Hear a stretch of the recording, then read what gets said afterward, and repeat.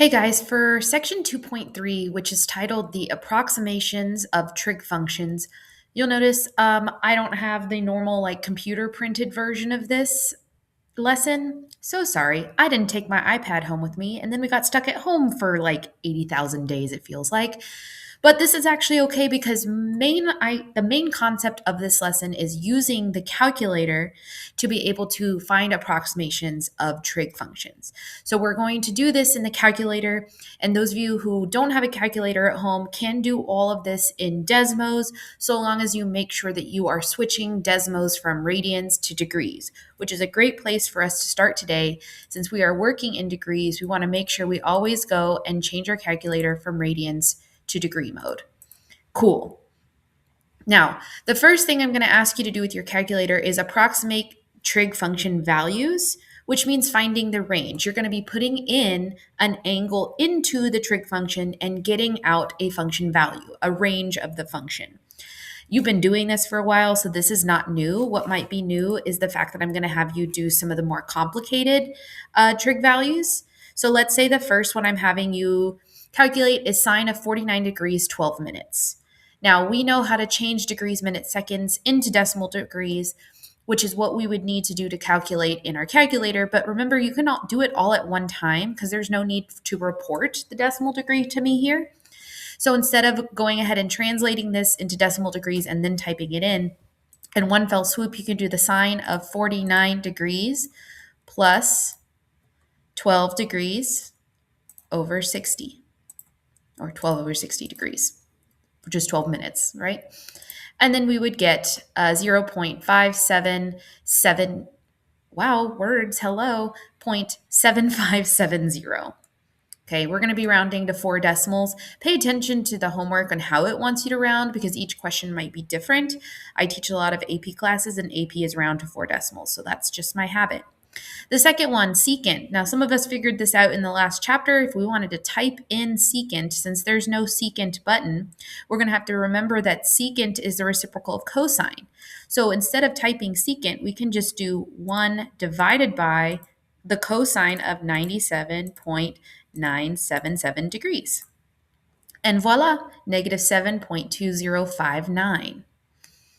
The next question, perhaps I was asking you to evaluate 1 over cotangent of 51.4283 degrees. Again, there's no cotangent button, but if we remember that cotangent and tangent are reciprocals, that really just means that in my calculator, I'm calculating tangent of 51.4283 degrees. Then last but not least, we can also calculate negative degrees. So if I was doing the sine of negative 246 degrees, the calculator is still able to do that. I think for the most part, we've known these skills. So that might not be anything new to you. But what might be new to you, or new-ish, not at the front of your brain at least, is if I ask you to approximate angle measures. So I'm giving you the trig function and I'm giving you the output value, the range, and I'm wanting you to find theta, which means you're finding the angle. And since we're working backwards or working in an inverse capacity, doing the inverse of sine, we have 3 new functions we're introducing today just in computation: sine inverse, inverse cosine, and inverse tangent. If you're looking up things online for help for this, these are also called arcsine, arccosine, and arctangent. Those are the same things. I like using the inverse sine symbols because that's exactly what's on our calculator. Notice in our calculator, these are blue, so when we go to use them, we're going to have to press second and sine to get inverse sine. But I'm getting ahead of myself. Let's look at an example first. In example 2, it wants me to find theta if sine of theta is equal to this entire decimal. Now, I'm going to show this work just once so you can see why we use the inverse signs and why it works. But let's say we take sine of theta and this ugly decimal, no offense decimal, and we take the inverse sine of both sides, because in algebra, what you do to one side, you do to the other to balance your equation out. So I have inverse sine now on both sides of my equation. Well, sine and inverse sine are inverse functions, so they cancel each other out in the same way that add and subtract cancel out, multiply, divide cancel out, square, square root, all of those things. So then I'm left with just theta equal to the inverse sine of 0.9677015. This is something I can type in my calculator. Let's see, just to make this clearer for you. So if I'm doing this, I want inverse sine. So I press second sine. Notice it's now saying inverse sine. And then I can type in whatever decimal I have as that function value, and it will return to me an angle measurement. The angle measurement we have here is 75.3, a whole bunch of nines, degrees, which we would round. So again, we're using our calculator to solve for theta. Theta is inside of the sine function. So to get it out, we have to do the inverse of sine, which is inverse sine. If we see a second example, and this is the amount of work I expect to see each time, like I don't need to see this. This is an explanation. But if I'm finding the secant of theta is equal to 1.0545829, I want to solve for theta, I would do inverse secant of both sides. Now, hopefully you're thinking to yourself, wait a second, we don't have an inverse secant button. You're right. And this is a little bit tricky. So if I'm doing an inverse of one of the reciprocal functions that don't have a button, I do still need to remember that secant and cosine are inverses.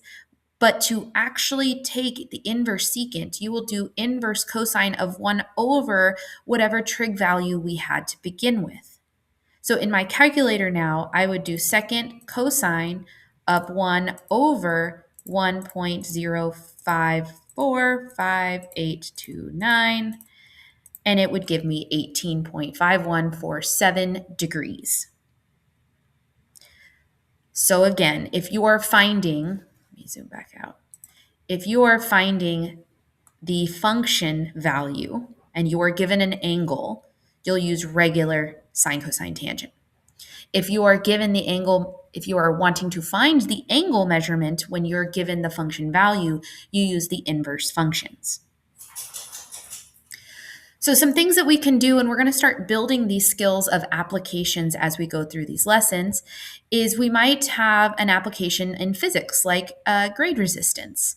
So grade resistance is a physical concept that has to do with the angle at which like a road, let's think we're driving on a flat ground versus driving on like an on-ramp to a highway. The on-ramp is going to usually be tilted up and have some sort of incline. That incline can be measured in degrees. So we do have some angular relationship here between the force of the grade resistance of the ground and the car versus the weight and the sine of the angle of that particular road. So force is equal to the weight times sine of theta. That's the formula we're using here for this grade resistance example.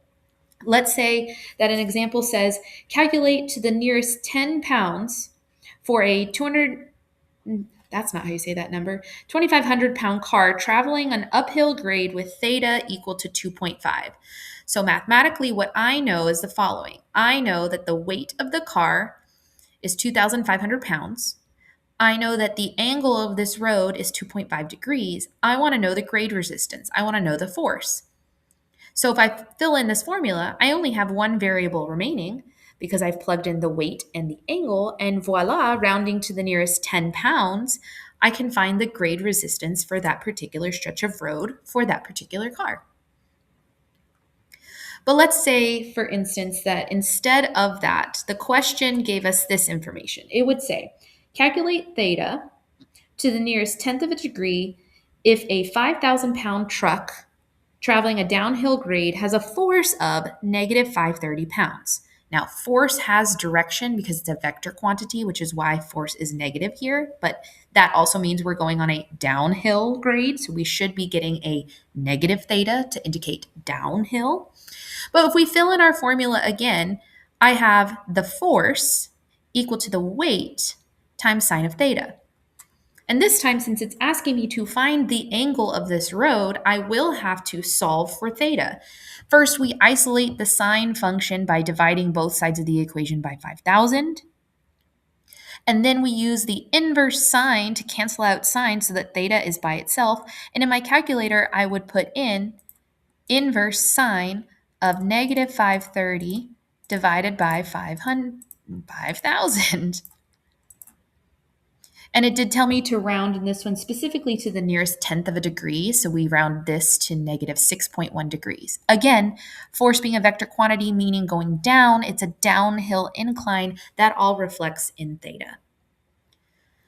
So again, the point of this lesson was to really make sure we understood how to use the calculator appropriately for both regular trig functions as well as inverse trig functions.